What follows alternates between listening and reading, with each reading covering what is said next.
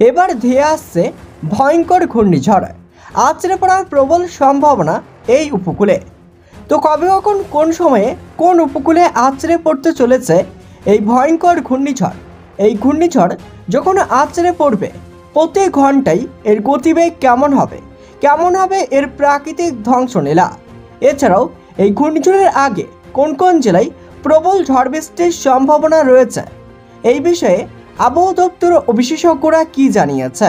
তো আবহাওয়ার সম্পূর্ণ বিস্তারিত খবর জানিয়ে দেবো এই ভিডিওতে। তো সম্পূর্ণ বিস্তারিত জানতে হলে ভিডিওটি অবশ্যই শেষ পর্যন্ত দেখবেন। ভিডিওতে একটি লাইক করবেন, আর আপনি এই ভিডিওটি কোন জেলা থেকে দেখছেন সেই জেলার নামটি কমেন্ট করে জানাবেন। আপনার জেলার ঘূর্ণিঝড়ের খবর বেরিয়ে আসলেই আমরা আপনাকে জানিয়ে দেবো।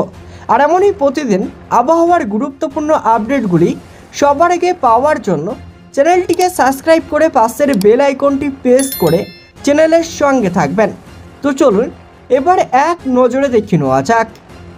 ঘূর্ণিঝড়ের আতঙ্কে দিন কাটতে চলেছে বঙ্গবাসীর। ঘন্টায় প্রায় 190 কিলোমিটার বেগে বাংলার বুকে আছড়ে পড়তে চলেছে আরও এক ভয়াবহ সাইক্লোন। আবহাওয়া দপ্তরে জানাচ্ছে, ইন্দোনেশিয়ার বান্দা উপকূলে সৃষ্ট হওয়া এই ঘূর্ণিঝড়টি ইতিমধ্যেই গভীর নিম্নচাপে পরিণত হয়েছে। সেটি ক্রমশ ভারত মহাসাগর এবং বঙ্গোপসাগরের দিকে অগ্রসর হচ্ছে।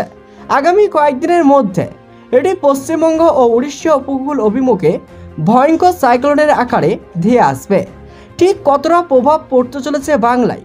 প্রশ্নের উত্তরে আবহাওয়া দপ্তরে জানাচ্ছে, গভীর নিম্নচাপের প্রভাবে বাংলায় বজ্র বিদ্যুৎ সহ ঝড় বৃষ্টির সম্ভাবনা রয়েছে। এছাড়াও স্থলভাগে আছড়ে পড়ার সময় সাইক্লোনটির গতিবেগ হতে পারে ঘন্টায় 190 কিলোমিটার।